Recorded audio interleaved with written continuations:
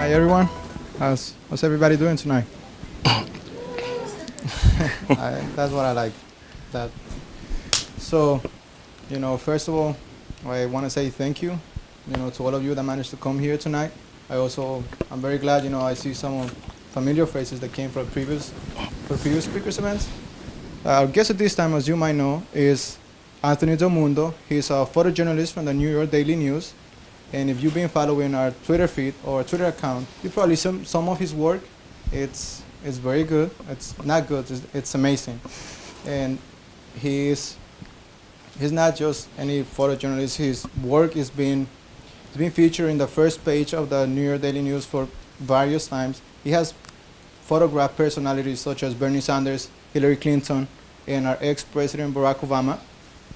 And if you would like to ask some questions to him, you could do it personally. We're going to have a microphone set up here. But if you feel shy and you don't want to do it that way, as you can see right here, we have a monitor right there in the back. So you can go to our Twitter account or just go to Twitter and post a question over there using the hashtag #HobartRealityCheck. And your questions will be being displayed on the monitor. And then Dr. Hirschman would be asking those questions later on in the show. And like I mentioned, if you don't want to do it on Twitter, you could do it always in person. And also, you've probably seen us going around selling raffle tickets. So if you stick around until the end, we're going to do the raffling. It's a $20 gift card. It's going to be right at the end. So make sure you stick around for it. And I know you didn't came here to see me talking. So without further ado, here's Dr. Hirschman and Anthony DelMundo. Thank you, Maynard. So, as you know, my name is Nick Hirschman. I'm an assistant professor of communication here at William Patterson University. And this is our third and final reality check speaker of the semester. But we will be coming back, and I'll tell you more about that later on in the spring. But this is an event that is sponsored by the William Patterson Society Professional Journalist Chapter. We are part of the oldest journalism organization in the United States since 1909. If you are a journalism student here, we encourage you to get involved. You get to network with journalists, go to recruitment workshops, resume, slice and dice events, lots of things that are very important for your career. As Maynard said, as I'm speaking with our guest tonight, make sure you're on Twitter. You can use hashtag #HobartRealityCheck. And at a certain point, I'm going to throw it up for Twitter questions. So you might be right up there, but make sure you're thinking of your questions right now. So I'll let you know at the end of tonight who we're going to have in the spring. But for right now, I'd like to introduce you to our guest. Anthony DelMundo is a staff photojournalist for the New York Daily News, where he has worked since 2003. His work has received numerous awards from the National Press Photographers Association, the Headliners Awards, the New York Press Photographers Association, and he's twice been included with Pulitzer Prize nominations for photography, the top award that can go to a journalist. Born in the Philippines, he obtained a Bachelor of Arts degree from Queens College in 2002 and continued his studies at the Fashion Institute of Technology.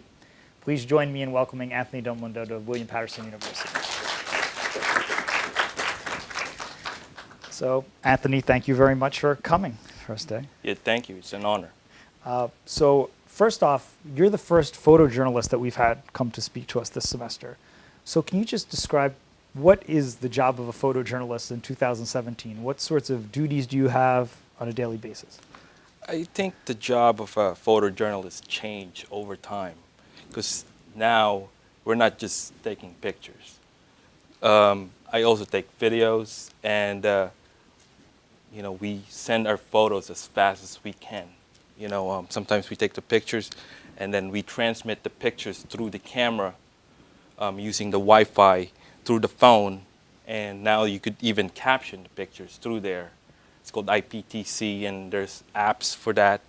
And you send those photos through your phone, rather than going through the computer and editing. Sometimes it takes time. Sure. But I'm saying in a breaking news situation, you just want to be able to send out the pictures. And in a few minutes after you took the photos, sometimes it's already on the web. And people already share it in social media. And sometimes that makes it faster for the readers to see the story. Instantaneous, sure. Well, one thing that I was talking to you before you just came on stage is when I was a reporter working alongside you on a lot of stories that we're going to review later on, the way that you prepare for a career as a photojournalist and on a daily basis, what kind of things you need besides obviously your camera. But I tell a lot of my students about the way that you prepare your car and the fact that when we were on assignments together, I always used to joke that you had like the Batmobile because you'd have like all these water bottles, all these granola bars, every sort of like thing you could possibly need if you were going to be on a long stakeout waiting for somebody to come out of a building, if you were going to be sent all of a sudden on an assignment that would take you to another state, you had to be prepared. So can you describe some of that prep that you put into that? Yeah, I normally keep a suitcase in the car that's good for at least 4 days. So just in case they call me, we want you to, go somewhere right now, and you probably won't be coming home, in a few days. Mm-hmm. So I have a suitcase with clothes good for a few days. I carry water, granola bars. So sometimes when you're doing stakeouts or you're waiting for something, there's nowhere to get food, or you don't want to miss anything. I just go in my trunk and get some granola bars, and that helps. Yeah, so you have to be prepared to be there as long as it takes to get the story, basically. Yes. I mean, some photojournalists they go above and beyond. They even have bulletproof vest in the back. I mean, I used to have gas mask, just in case you need to cover a fire and there's a lot of smoke going all over the place. You could put it on, so at least it would help you cover the story and not get injured. Sure. We were also talking about how a lot of the photographers carry around a police scanner, and sometimes they'll kind of listen into if the police say, oh, there's a scene that we're running to, there's a murder or an accident, and you can kind of listen in, or you could know what's going on. So how do you follow the news? How do you know where the next scene is to go to? So the way the daily news is set up is we cover certain areas of New York City. I mean, of course, there's 5 boroughs of New York City, and they have at least a few photographers covering one borough. For example, now I cover Midtown in Manhattan. Mm-hmm. I cover west side, Midtown, and then somebody else is covering east side, uptown. So in case something happened, we would call it in and say something going on here, and then we were all run to the scene of the either a crime or an accident that's going on. We used to have a lot more scanners in the car. My older car, I have the scanner installed onto the car radio. So all I have to do is turn that on when I start my shift. Mm-hmm. So when we start our shift, normally we call in and say, we're starting our shift. It's either they have an assignment for us and they tell us, okay, there's going to be a press conference or this is going to happen somewhere, or they just tell us, why don't you go listen up. That means that, you monitor the radio scanners, the fire department, the police department, Port Authority sometimes, and we just go to the breaking news wherever news is happening. Great. And with our previous 2 reality check speakers, Sarah Armagon and Lisa Colangelo, who you've both worked with, I had a whole set of questions, but what I'd rather do is start to review some of your photographs, put it on the screen behind us, and hopefully it'll evoke certain questions and different circumstances you were in that you can then tell the students about how did you cover those sorts of events. Okay. So if we can put some of this up. This is one of the first photos you gave me, which is kind of a press gaggle when you are in a scene where there's just maybe dozens of reporters and photographers at once. So do you know where this was, or how often are you in this kind of a scene? Yes, this is one of the fashion shows. Every year there's a couple of, they call it Fashion Week, and this is called the pit. So basically all the photographers just huddle up in a cluster like that, and then it's either the models go around you, and basically you just have to get the shot while they go around. I mean, it's pretty general. You know, I don't think you really need to move around. You know, basically you just sit there and take pictures. It's not that hard to cover those kinds. Well, when you're a photographer in that kind of situation, not just in like the fashion week or whatever, but often I know when we're at news scenes and there's going to be a perp walk or a criminal's going to be walking out of a police precinct into a car or vice versa or whatever, you're all kind of getting the same kind of photograph unless maybe you do things to vary it a little bit, change the angle. So is there a certain strategy that you have when you're in those kinds of press gaggles to get something unique?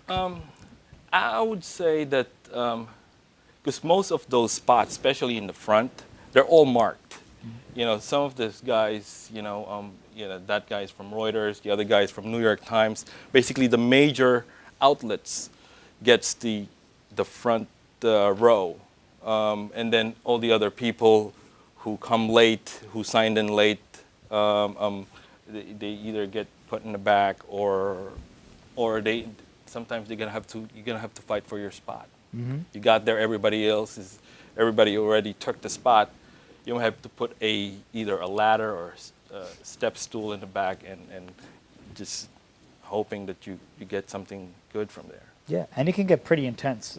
Just so you guys know, like when I was in some of those situations with a lot of reporters and photographers trying to get the story, and they're pushing you and shouting at you, and if you get in the way of their camera angle or something, you'll pay the price. You know, they will yell at you for doing it. So it's good to have a good rapport with your colleagues, even though they're not necessarily working at the same organization. You might see them a lot more often than you see your boss at the Daily News on a daily basis. I would say in a situation like this is pretty tame. But I'm saying sometimes when you're covering a big federal court case, you would see there's so many photographers. Everybody's trying to get the same shot. So I remember covering Bernie Madoff, and everybody would just jump in front of him and trying to get the same shot. And basically, you're lucky if you get to the front and get the shot that you want. Right. But sometimes people get hurt. I'd seen like perp walks where the car drive out of the precinct and we're all trying to get a shot through the window, which is sometimes really hard because it reflects. When you try to shoot through the window in an angle, you get a reflection, especially when you're using the flash. So you have to put your camera right on the glass, and sometimes we have like rubber around the lens so it wouldn't scratch the police car. Wow. It's definitely things you don't think about when you're in like J school learning this stuff. All right, so now we have a whole review of some of your own photography. So if we can move on to this next one, a very powerful photo here. I'll give it some context. So this photograph is from August of 2009. It shows Carol Blanc, who is the mother of a Marine Lance Corporal, Leonard Damas, who was killed in Afghanistan. And in this photograph that Anthony took, she's weeping as the flag-draped casket of her son was carried out by the United States Marines. So you've covered a lot of these sorts of events. We have some others in this series, grieving families. What are you looking for when you cover something like this? For example, this photo here, I wanted to show the family and so as to what's going on. Because you could have a photo of somebody grieving, but there's no context if you don't show, the casket and the Marines. It basically shows what's going on in the picture, and I like the picture because it shows the story what's going on. So is some of this kind of serendipitous, like you just end up in that angle, or is this where I'm going to stake myself out where I'm going to be able to get the coffin in the forefront of the photo and have the grieving family in the background? Well, sometimes you don't really expect that's what's going to happen. So you're going to have to anticipate which angle are you going to be. And sometimes a photographer could be in multiple angles, one on the side. Sometimes photographers set up cameras that has remotes on them. They could put the cameras on both sides, and then they have a remote that from their camera that would trigger both of those two cameras. But I'm saying something you can't really, you can't always do that, Sure. especially in a funeral. Well, and in those kinds of settings, where is the line drawn, right? I mean, you want to be sensitive to the fact that these people just lost someone very close to them. Mm-hmm. And yet, your mission as a journalist is I have to present this information, bring it to the public. So where do you draw that line of what's getting too close or invading privacy and what's fulfilling your job duty? Well, now I think it's different now than before, because back then the cameras were really big and clunky, and the shutter is really loud. So even if you're standing across the street, they still gonna hear the shutter of the camera. And sometimes you just have to keep your distance. You know, you don't wanna. It's different when you're photographing a perp walk and a grieving family. Of course. Sometimes you're photographing a perp. You know, they bring out the perpetrator, and he has his head down and he's wearing a hoodie. So basically, you know, the only way to get a photo of his face is to go down and put your camera down where you could see his face. And you know, that's very intrusive. You know, I wouldn't do that to a grieving family. I would definitely keep my distance, and I use mirrorless cameras now that not only can transmit through your phone using Wi-Fi, but they could also be really quiet. And I find it very beneficial, especially when you're shooting inside a courtroom. Sometimes there are court cases that you ask the judge to, you request for permission to shoot inside the courtroom.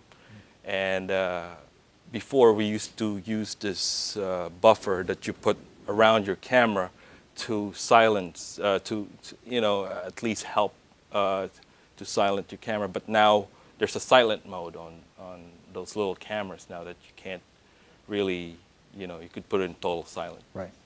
Yeah, very nice. All right. We can look at your next photograph. So some we all recognize. It's a photograph from May 4th, 2015 of President Obama waving to a crowd of supporters as he's escorted onto the tarmac of JFK Airport from Air Force One to Marine One. So you were telling me before we sat down about what you had to go through in order to be this close to the President of the United States. You had an encounter with the Secret Service, kind of, so can you fill us in on what you got to do in that case? Yes. Well, if you look at the picture, that's not really close. I'm using a lens this big, so so basically they put you in a pen, in a riser, and then you have your big lenses. Basically, it's pretty similar to the setup in the Fashion Week show, but everybody has like big lenses. But to be able to get to that pen, the editors had to submit your information to the Secret Service days in advance to run a background check, I assume. That includes your social security number, your address, things like that. Even though you didn't meet Obama, you didn't No, shake his hand no. or anything, but just to be anywhere in Just close proximity. Close proximity. That's how cautious they are. So again, what are you doing in this sort of situation when you have those restrictions placed on you because you can't get too close or the Secret Service is going to get upset and all that. So there's a lot of other photographers there. What are you doing to try to get a nice image? Well, basically you wait for those expressions when they wave to the crowd, when they come out of the plane, things like that. So basically, as soon as the plane lands, you have photos of the plane landing, you have photos of him coming out. To me, I think since you can't really move that much, just take as many pictures as you want. It's like the minute he stepped out of the plane and waved, you just start shooting, and you would hear that. In those situations, you would hear all the camera shutters going the minute he walks out of the plane Sure. to his car. Well, the next photo we're going to put up here is of a protester, and it's NYPD officers arresting some of the Occupy Wall Street protesters as they rallied at the financial district in Manhattan, November of 2011. Now, very powerful photo, and you've kind of right place, right time, and his reaction reminds me of sometimes that the photojournalist becomes part of the story, because he probably wouldn't have made that expression if he didn't see the lens of your camera so close. But what do you do in those sorts of situations then? Well, see, I couldn't really make out what he was screaming at that point. All I know is they put him in those handcuffs, and then they're taking him. But you know, some of the other journalists were also arrested, along with the protesters. So I'm trying to be as discreet as possible, but I just want to get the picture. So I kind of like came close, and then he started screaming, and I think that was the moment. Right. Then after that, they put him in a van, and you can't even see him anymore. But you do have to be a little bit brave there, right? I mean, because I feel like both you and I, in some ways, are like mild-mannered people on the street. But then when you have to be a reporter, right, and you have a mission of I got to get this stuff, you've got to get close to the police. You can't be the photographer sitting all the way in the back of this room. You know, you got to kind of get your image at all costs. Yeah, I normally wanted to stay far if I can, but I'm saying if I see something commotion, I just run towards where it is, even though I'm trying to, you know, if I could get it from farther away. But this one, I don't have a choice. I just have to run for it and get the picture. For sure. The next one is somewhat similar to something you were talking about before. The NYPD arresting a suspect in apparent connection with the growing marijuana plant at Miller Avenue near Lotz Avenue in Brooklyn, September of 2016. So, you know, what I'm thinking about with some of these photographs is sometimes, you were saying before, photographers wanting to get a bulletproof vest, you're in harm's way. I mean, you're right here as they're arresting dangerous criminals. Are there special steps you're taking when you're assigned to things like this? Well, I don't have a bulletproof vest, and it's not really that kind of standoff where the perpetrator is armed, because we heard it on the radio. They were looking for him. We didn't know what happened. All we know is they have police helicopters all over the place. I didn't think it was that of a big deal. You know, he didn't murder anybody. I'd seen, I've covered stories where the person they're looking for had murdered somebody, and of course they expect the guy to be armed. But this one, they didn't even stop me from being across the street. Normally they would block, put a police tape on the whole block when it's a really dangerous perpetrator they're looking for. Right. So I was able to get a photo from across the street. Well, and also not just a photo of the arrest happening, but the actual activity, right, of the police officer grabbing the back of his undershirt there, right? It shows that he's kind of trying to resist, maybe, or walk faster than they are, or something. Yeah. So that adds some action and tells a little bit of the story through the photograph, I suppose.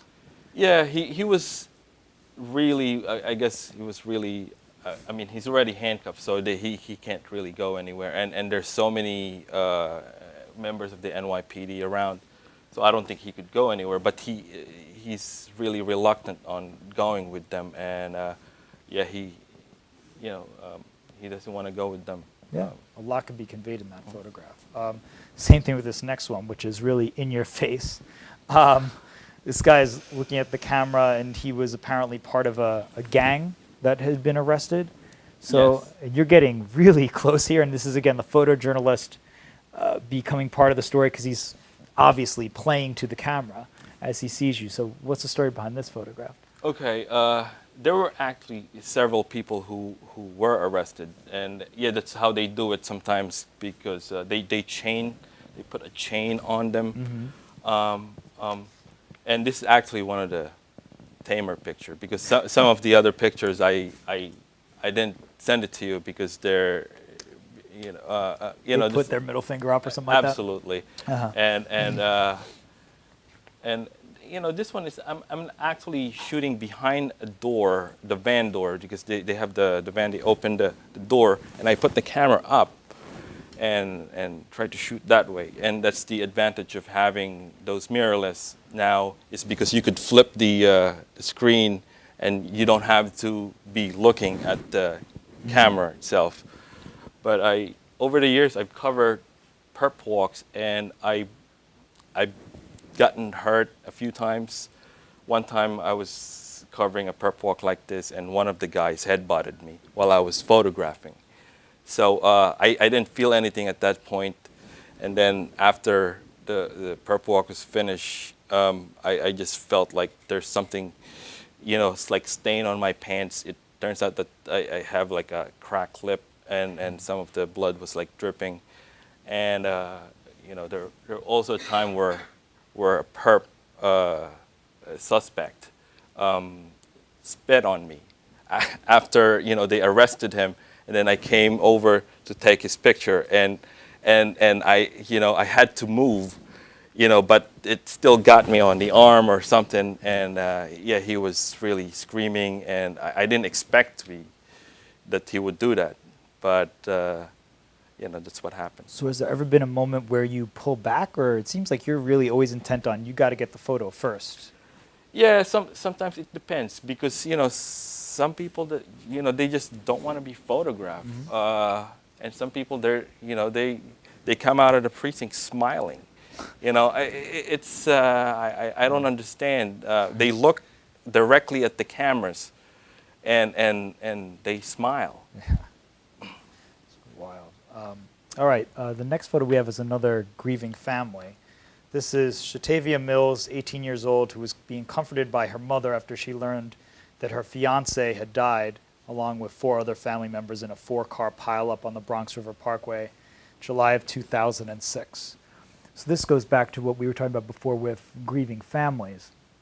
But the emotion that you can convey in a photograph, and of course they have the cliche, a photo is 1,000 words and all of that.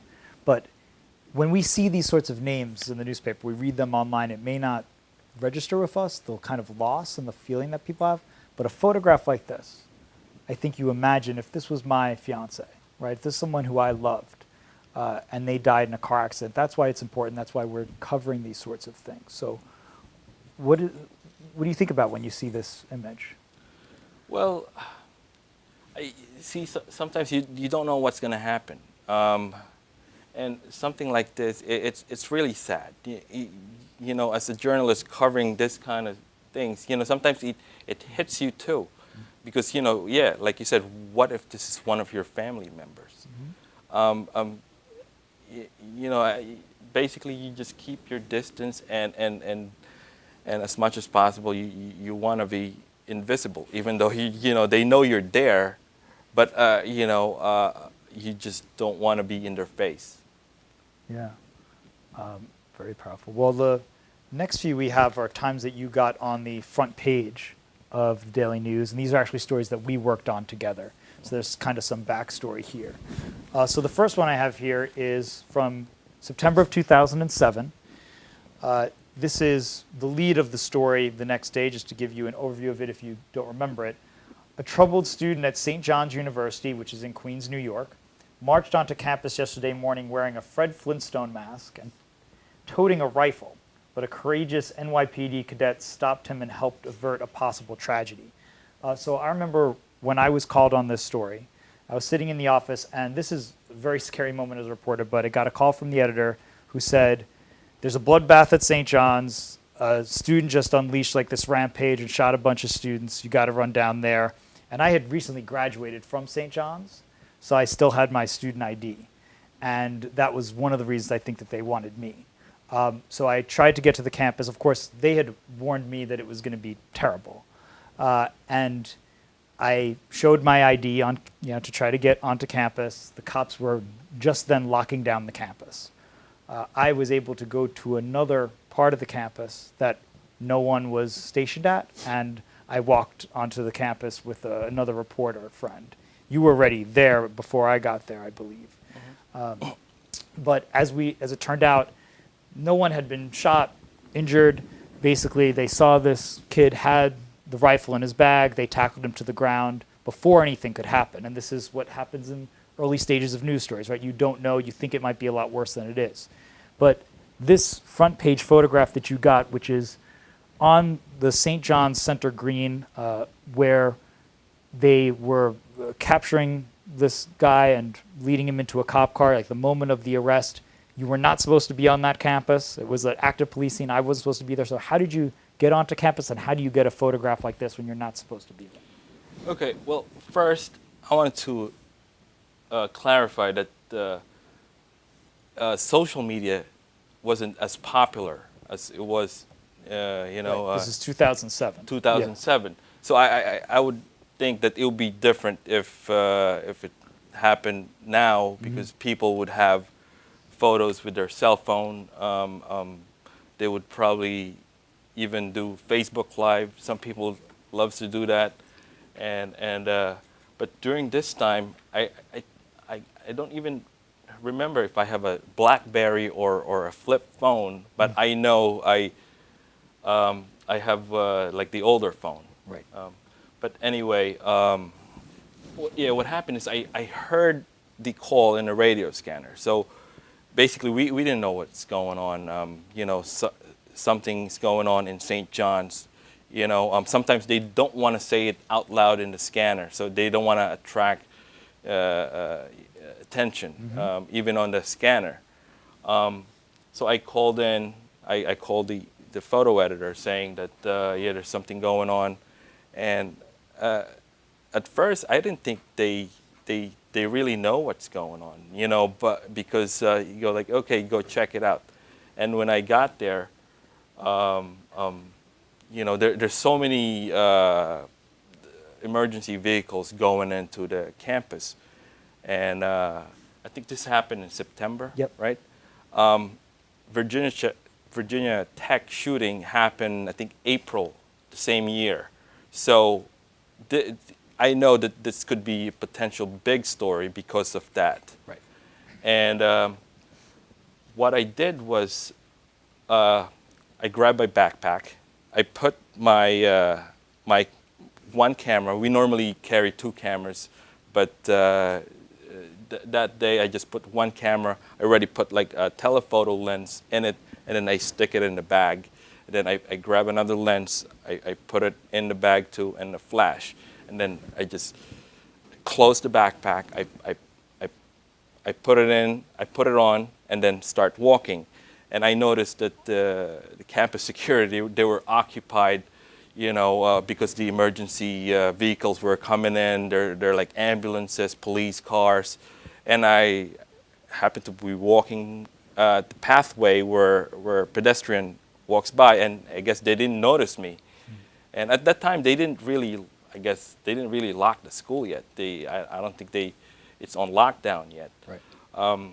But I was like maybe a few yards away from them, and then all of a sudden I heard a voice from behind me. I couldn't make out what he was saying, but he looks like he was gesturing for me to go to a building or there were nobody around except for first responders and things like that. So I walked into one of the buildings closest to where they're mobilizing. I noticed they were mobilizing on the side of the building, so I went into the building, and as soon as I walk in, I see a lot of people either on the phone, they're calling their loved ones, they're saying, I'm okay, there also, I noticed that there were probably students crying, they were scared, but anyway, I make my way up. I walk by them. I kind of feel really bad, and to me, I don't know what's going on too. What all we know is there's somebody who has a gun in the campus. But anyway, I kind of felt like I'm, what if this guy is inside this building that we're in right now? But I cautiously go up the stairwell, and I noticed students were congregating right by the windows. They're looking outside, trying to see what's going on. So I kind of knew at that point that there's something going on outside where they're looking at. But there's so many of them by the window. I couldn't even see what's going on. I keep going up. I probably got up to either third or fourth floor, and I noticed there are less people there, and I was able to get a spot near the window. As I look out, maybe a few minutes later, I noticed like a few NYPD officers came out first. I kind of knew that there was something is going to happen. So I took the camera out of the bag with the telephoto lens, and then I start taking pictures as soon as I saw them. But I still didn't know what's going on. All I knew is there's a bunch of people coming out, and there might be somebody in handcuff. Mm-hmm. But I'm so far away. If you notice the quality of the picture is not that great, it's because I'm not prepared. I have a telephoto lens, but it's not big enough that I could get a really clear picture. I'm shooting through a dirty window mm-hmm. as well. So, as soon as I get the shot, I put the camera in the bag, but I still don't know what I got. All I know is I photographed something that's like some movements there. And as soon as I got the picture, I put the camera in the bag, I closed my bag, and I walked into one of the classrooms. I wanted to make a phone call and call my editor, say, hey, I got something, but I can't send you my picture right now because my computer is in the car. Mm-hmm. And it would be different, like I said, if it's now, I would use my phone to transmit the pictures right away. And but during that time, we didn't have that capability. I mean, maybe, if you have really advanced technology, you could do that. Sure. But anyway, I also noticed that there are a lot of NYPD officers going into classrooms. They're like looking. I didn't know that they thought that there might be another person who has a weapon mm-hmm. in there. So they were like looking around closets and everything. And when I noticed that, before they even go in the classroom that I was in, I took the memory card out of my camera and then hid it, on top of the ledge of a door there, just in case they look at the bags and say, what do you have in your bag? Oh, you have a camera. What did you take pictures of? Why are you here? Things mm-hmm. like that. And I already had my memory card, hidden somewhere. But they didn't really do that. So they just walked past us. They look at the closets. So on my way out, I just grabbed the card, put it in my pocket, and basically walked with the influx of people heading out of the campus. I remember when we got out there's so many TV cameras outside, news reporters, other photographers. And all I wanted to do is go in my car and transmit my pictures. Right. Yeah, I mean, I'm glad you told that story because I think it shows that for those of you who are interested in becoming a photojournalist, covering breaking news, it's more than just the artistry, obviously, that you have the ability to compose a great photo like Anthony has shown, but that sort of creative thinking, critical thinking, the ability to think on your feet, like cops are coming, they may try to confiscate my camera. I need to find some way that I can preserve this memory card without like swallowing it. So I'm going to quickly like try to find a ledge and hide it or something like that and get it. And, probably also didn't hurt at that time that we were young enough that we could pass for St. John students. And that may have been part of the reasons why they let us, be there. But yeah, just knowing your surroundings, it's not all just like an event that you're attending. You got to think fast on your feet and get these sorts of images. Just the last thing I want to show before I'm going to throw it to questions. So if anybody does have Hobart reality check questions, make sure you start tweeting them out now. But the last image I'd like to show up here is a story that I've told my students about quite a few times, and I put up on Twitter because we were together for this one too. So this was in 2009, a few years later, after the St. John's incident, where, as I've told my class, I got a call just saying, okay, there was a cow that got loose from a slaughterhouse in Queens. It's running through the streets of New York City right now. Go find it. Okay, and they knew the address of the slaughterhouse and kind of where the last address was of, where they thought it had last been spotted, but you just have to kind of drive to the location and again, think on your feet, like how am I going to find it? You just have to kind of look for crowds. Is there any activity? Where can I get to it? And so I was running around at the start just interviewing people with crazed quotes of, what they saw, and I was looking at some of these quotes from the stories before about, I knew the police would win the battle with the cow, but the cow had good spunk.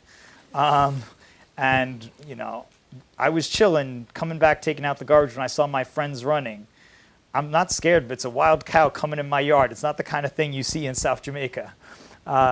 So I was getting all those kinds of quotes, but you were trying to position yourself to get these photographs that, again, ended up on the front cover of the Daily News. So in that kind of a breaking news situation, I don't know if you remember the cow story specifically, but what are you trying to do to position yourself when there's so many people there? Everybody's out of their houses trying to find this cow.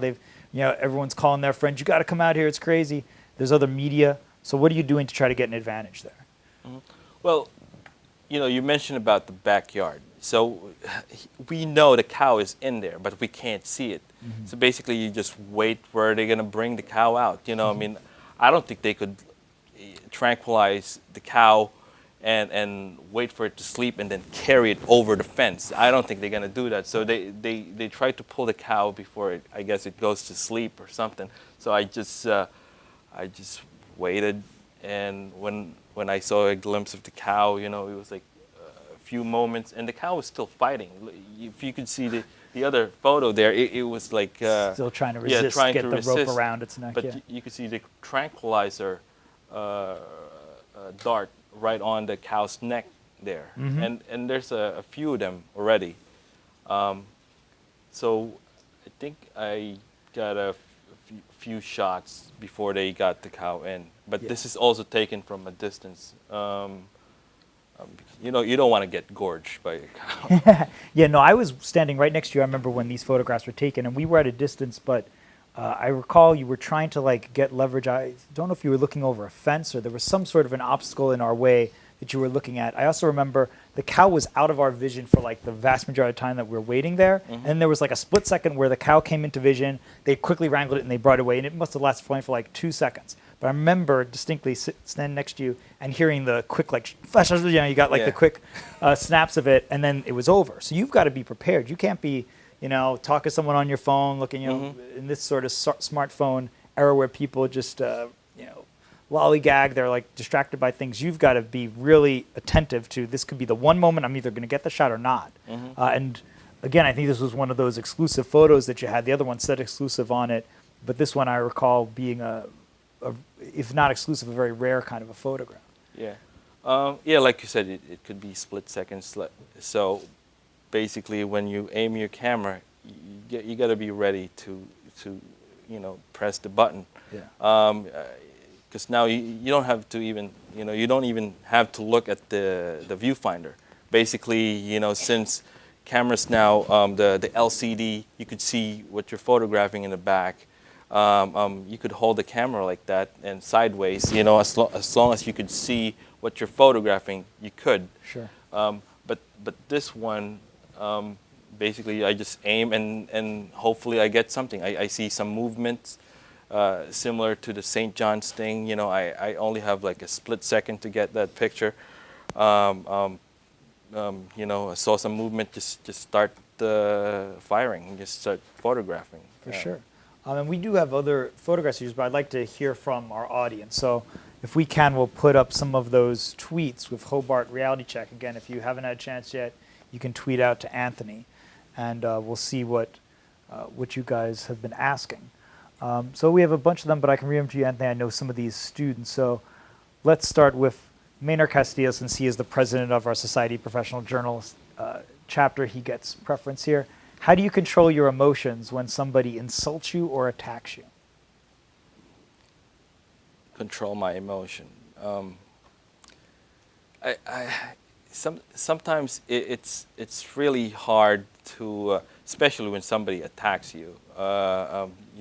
You want to protect yourself too. So but you don't want to initiate. So sometimes, basically, if somebody tries to attack you, just move away. Same thing with dealing with law enforcement. Sometimes they tell you to, you can't photograph in the sidewalk, but it's a public sidewalk. You definitely can photograph there. But I'm saying, so you just have to comply. And as far as emotion, sometimes it's really sad. We work stories that are really sad, and sometimes it's really hard to keep your emotion to yourself.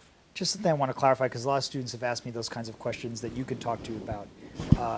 What rights do photojournalists have that often police try to take away?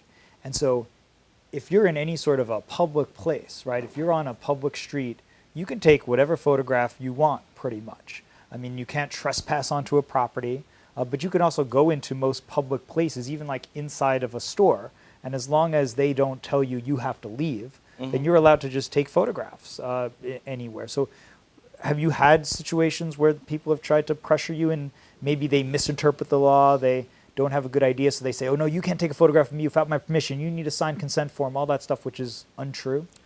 Yeah, especially in New York City. Like Port Authority always wants you to go through their media relations people.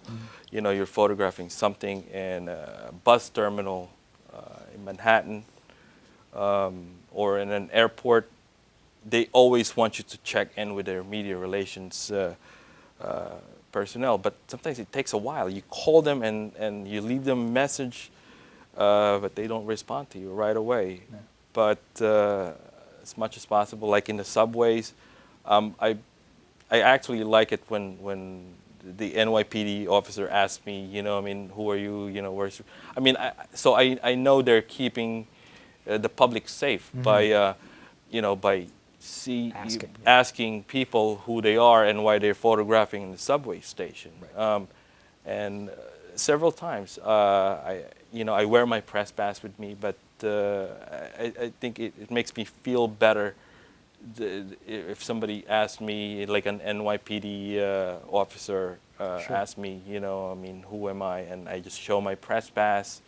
I actually brought my press pass with me, so this is an NYPD issued press pass. So basically, you have to renew this every couple of years now. You go to one police plaza, and you have to fill out a form, and you have to show some of your clips, the stuff that you did for work, just to make sure that you're legit, I guess. And they issue you a press pass, and that's pretty useful when you're working on the street in New York City. Which is supposed to let you get past fire lines and police lines when they're formed, although often it doesn't really work that way. No.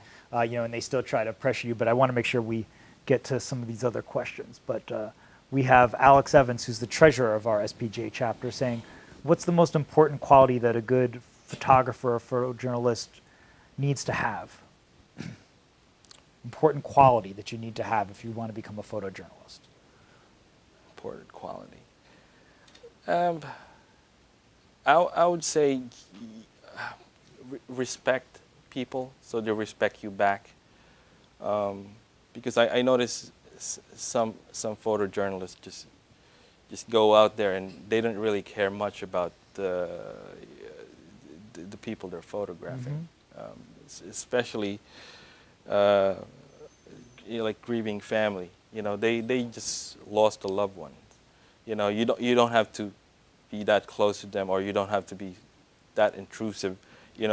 Maybe if you could like take a step back, but sometimes it's hard because if everybody's there, you can't really avoid it. You gotta get your photo, and I hate working when the person you're working with, sometimes you try to work together, and then the person you're working with has a different style. They're very intrusive. To me, I would rather stay back. I want them to know that we were there, but I don't want to be on their face while they're weeping. Sure. I want to keep my distance. Yeah, I So- think, as I've said before to students, I think compassion is a big part of being a journalist. Remember, you could be in this situation. There's a reason why we take on this kind of a job of being a journalist, because we care about people, and you need to make sure that that stays in the forefront of your mind. Cassandra Pagan asks, what's the most dangerous situation you've come across in your career? Most dangerous. I would say covering fires. Because sometimes when you cover fires, you don't know what's going to happen. Like a building could collapse. I would assume that people who covered 9/11, when those towers collapse, you really have to run for your life there. You see those buildings falling. You just have to go and run. And I kind of think of that every time I cover something like that, when there's a building on fire, something could explode. One time I saw one of the ladders of the fire department fell and either hit the fire truck or hit the car. I mean, somebody could have been standing there and get hit by the ladder. Yeah. I mean, they're heavy ladders. That could have definitely injured someone really bad. A few other things I would say. The explosion, one of those gas tanker explosion. We know that there's still probably gas left inside that while it was on fire. So, that could explode anytime. Right. While I was photographing it, and I know I was close enough that I could feel the heat from the fire. So, I know when I was taking pictures of it, I know something could happen, and I'm always thinking I'm ready to run as soon as something happens. But I'm saying you can't really outrun something that's like an explosion. Right. You could definitely get injured. There's an inherent danger in what you do. Yeah. Because you're with first responders a lot as they're near the danger. But as you were saying before, sometimes you don't have the equipment that they have to protect them. You don't have a firefighter's vest and bulletproof vests for a cop or all that kind of stuff. You're just like a layperson. Yeah. Run into those situations. I think there's another thing. I covered this. There's a car that plowed into a crowded sidewalk in Times Square. Mm-hmm. And I just remember I was a few blocks away when that happened. And the guy just started driving on the sidewalk and he smashed his car. And I know I got there pretty quickly because the car was still on fire when I got there. So I remember NYPD personnel was even telling the fire department to back off because you don't know what's in the trunk of that car. So that could be a potential danger, Sure. And similar to that, what happened yesterday with that terrorist attack. I was off yesterday, but I actually worked the story today. I was in Paterson, New Jersey, where the suspect, the terror suspect, lives. But I could imagine when after that happened, it's you don't know what's going to happen. This guy could start, shooting civilians that are there. Yeah. So I think that's a pretty dangerous stories to cover. Yeah, for sure. Let's see. Was there any questions that you see up here that strike you?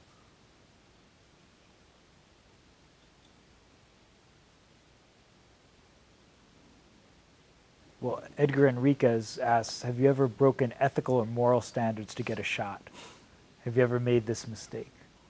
Or I don't know if it's a mistake, because sometimes we have to sort of do things that are kind of like in the border. And we talked about, sneaking onto a college campus, pretending you're a student to get access because there's a major news event that's happening there and we need to get there and the cops won't let us. Mm-hmm. So I don't know if you had to misrepresent yourself so many times. I don't think I did really that much, but Any? Well, there was one time where I guess going into a building and going up to the roof to get the shot. Sometimes I guess when the people who either live in the building or the superintendent tells you to leave, you just gotta leave. You know, and I would say that if you stay there, they could say, we could get you arrested for trespassing. Sure. But but covering breaking news, for example, fires in the Bronx or in Queens, this one of the first thing you wanted to do when a building is on fire, you look for the other building so you could go up on the roof so you could take a picture of the other burning building. So it's either you ring somebody's bell and they let you in, or you call the super. But I'm saying that by the time the superintendent answer your phone call, the fire might be over. Right. So basically, sometimes when somebody comes out of the building, you just go and take the elevator all the way to the top, and sometimes they have the alarm up there. As soon as you open the emergency door on the roof, the alarm would just goes off. At those situations, I just take my picture, and then when the people who works in the building, I guess, comes, you just leave. Right. I mean, if they sometimes they say, okay, you know what, you can stay. That's a nice superintendent. But sometimes they just escort you out, saying, hey, listen, if you don't leave now, we'll call the police. Yeah. I mean, I normally identify who I am. I said I'm from the media. Here's my press pass. We're actually allowed to cross police state, but I'm saying I mean, if you want me to leave, I'll just go. Mm-hmm. But I'm saying you just have to get your shot. Yeah, that's good. I know a lot of photojournalists who don't try to diffuse situations like that. They almost like ask sources, like, bring it on, like they challenge them, like, I have a right to be here. But I think your mentality is probably, it works a lot better to kind of back off, and maybe then it makes people be more open to you. Let's see, we have, well, we had talked about this a little bit before, but John Fiorino, who is our secretary of the SPJ chapter, said, what's a story that you personally found the most interesting while covering? And we had talked before about things like, what was your favorite photograph or most interesting assignment? Anything that comes to mind there? I would say covering fires. Because sometimes when you hear them on the radio scanner, you don't know what to expect. I mean, there's a certain code. There's like a second alarm fire, third alarm fire. I mean, the higher the alarm, the bigger fire. Mm-hmm. So when I'm covering fires, breaking news, and I hear, from second alarm move to third alarm right away, that means that the fire is growing faster. So it just, hearing this and driving to the scene, it's just, to me, it's I'm nervous. I don't know what to expect. I could feel my heartbeat freely going fast, and to me that adrenaline of covering a breaking news, it's just I mean, afterwards, I guess I feel better when I got there, but I'm saying like I said, I don't know what to expect. It could be, I'd seen so many things where, let's say, a firefighter comes out with a little puppy saving the little dog out of a burning building, or somebody climbing out of the fire escape, or it could be even fire coming out of the windows of the building.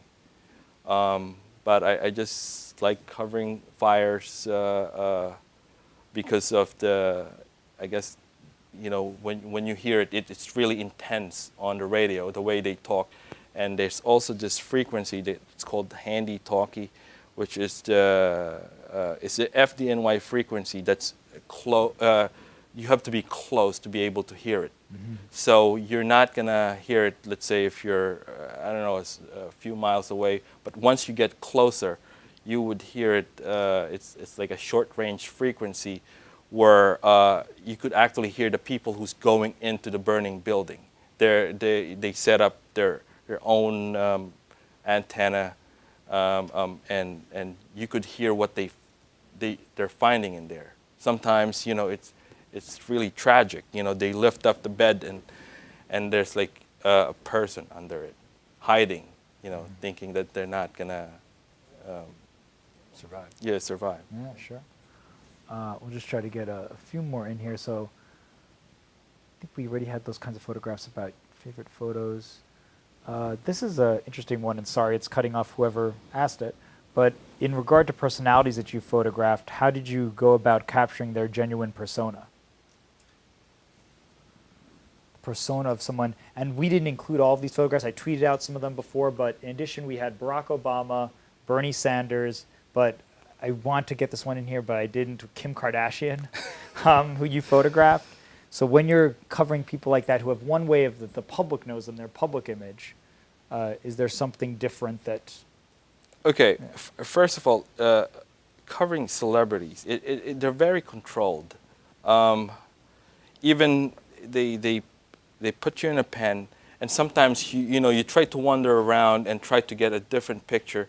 For example, Kim Kardashian, the publisher. I remember going around on the side and trying to get a different picture from what everybody else is getting, and I remember either one of the publicists or came to me and told me, "No, you can't photograph it. She doesn't want anybody photographing her on that side." Yeah. You know, so it's ridiculous. You know, you're trying to get some candid photos of her, Right. but all you're gonna get is her posing in front of the camera. You know, which is what everybody's getting anyway. Yeah. When you were dealing with those kinds of celebrities, whether it's the people we've mentioned or anyone else, is there just something that you were able to tell us about their public persona that might have surprised you? You know, you're photographing Barack Obama, Bernie Sanders, Kim Kardashian, anyone else, and then you see something that goes against what the way that they are seen publicly? Well, I would say I photographed Hillary Clinton for years. I think we've covered her. You know, she's been in Queens several times. I mean, you know, I don't really see it, you know, anything, you know, different than, you know, basically, you know, I mean, I guess she's really photogenic. You know, you could be on one side or the other side, and she would. She's very expressive. Yeah, expressive. Usually. Yeah. But I would say photographing Bernie Sanders. You know, he came to the office of the Daily News for when The editorial board. editorial maybe? board. So usually the editorial board of the newspaper will interview candidates who are running for office to decide if they're going to endorse them or not. So he came to the Daily News probably to seek their endorsement for president or for the Democratic nomination, and then you got to do like a one-on-one photo shoot with him? Well, here's what happened. In the editorial board, basically, they ask you a bunch of questions. So you're sitting in a room with the editors and reporters, and you're on one side, and all the other people are on the other side, and you just you know, tell, you know, what you know, your answers to the questions, and basically you get candid, for a photographer, you get candid photos of the person.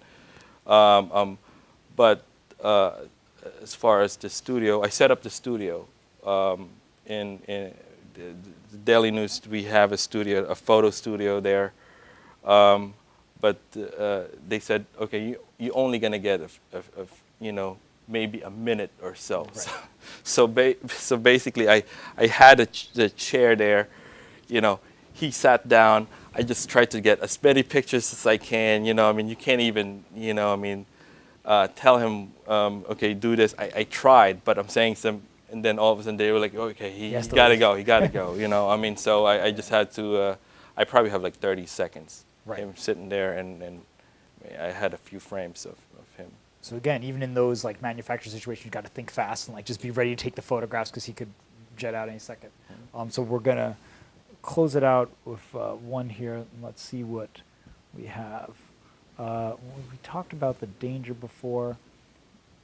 Well, Jawan asks, do you think the age of social media has made photojournalism a more lucrative job or hindered it? I mean, lucrative in what ways? It depends, because if you're a staff photographer for a certain organization, you can't really sell your pictures. But I guess if you're trying to make money out of your pictures in social media, yeah, you could definitely make money off of it. People would probably message you, "Can I buy some prints of your pictures?" And mostly it's not a breaking news photo. It's mostly like a cityscape or something that's funny or humorous pictures. You could probably sell those. So I guess I would say that would be lucrative if that's what you're looking for. Right. I mean, I guess in what Jawan's question is kind of going towards is now everybody has a smartphone. So it used to be maybe you were the only person who had this ability to quickly transmit a photograph, right, and give it to. But now, when you're at some of these scenes, quickly someone takes a photograph, tweets it out. You're in competition with them in a way. Absolutely. And so, is that important? We were talking before about how you don't have a big presence on Twitter, but you have a big presence on Instagram. So, is that a bigger part of your job now, having a social media brand? Well, I guess as far as recognition, people get to recognize you with your social media. I have people approach me that they follow me on Instagram, and it's good to hear that people actually look at your pictures. But as far as Twitter, I haven't really been active in Twitter. I wish I could be more, balance You're a busy it out. guy. Yeah. Yeah, no, but I guess that's an interesting kind of struggle now between the citizen journalist and the professional journalist, right? We're all trying to get information out there at once, and if the first person who's at the scene of any sort of an incident, like yesterday when a madman plows into a bike path, the first people who are going to be there are just the witnesses. Yeah. Yeah. Actually, I have a story for you about what happened yesterday. So, I was off. So I was eager to go and photograph, but since I'm off yesterday, I didn't go. But I got a message from one of my friends who also follows me on Instagram. I know him through Instagram. And he messaged me saying that, I have a friend who got some photos at the scene. So, you get a lot of those. Sometimes you show up in the scene of a crime or an accident. People tell you they have pictures. We want to sell you some pictures or something like that. But normally they were like, it's nothing different than what I'm going to get. Right. Why would I pass your information? But I'm saying this guy actually, I think he was either working as a gardener, or he happens to be close to where the scene happened, and he has some really good photos at the scene. They're pretty graphic, but and I it was a friend of somebody who's following me on Instagram sent me a message saying, "Hey, listen, my friend has this picture," and then he included the picture in his message to me. So as soon as I saw the picture, I immediately thought of the photo desk has to see this, and they actually used his pictures in today's paper because he was one of the first people who was at the scene. Yeah. And sometimes you find people with those pictures, and like you said, in social media, sometimes people just put everything up in social media right away. not thinking that, well, you could probably, I could probably make you know, a few hundred yeah. $1,000 by selling Yeah. this image. Mhm. Yeah, if I was out there. Very good. Well, and we have a lot of questions, but we do need to wrap things up. But just before we go, we want to tell you guys we are going to be back next semester. We're going to have another full slate of reality check speakers. So currently what we have scheduled is on Wednesday, January 17th, which is the first day of the spring semester, I believe. We'll be joined by Tom Zambito, who's an investigative reporter at the Journal News. Then on Wednesday, February 7th, we're going to have Meryl Gottlieb, who's actually a former student of mine from Ohio University when I was teaching out there. She's now the social video editor for Business Insider. So for a lot of you who are interested in digital and want to know how to coordinate that, definitely come back on February 7th. It's going to be same deal, Martini Room, 6 o'clock for all of these kinds of events. We're going to have some more speakers. We're still just lining them up, but we'll have somebody for March and maybe April too. But before Anthony goes, of course, we want to thank you very much for coming all the way out here. We know it's a trek, although you were in Patterson today, so not too bad. Yes. But still, thank you very much for coming out here. And Maynard Castillo, our SBJ president, has a presentation he'd like to make. So, Maynard.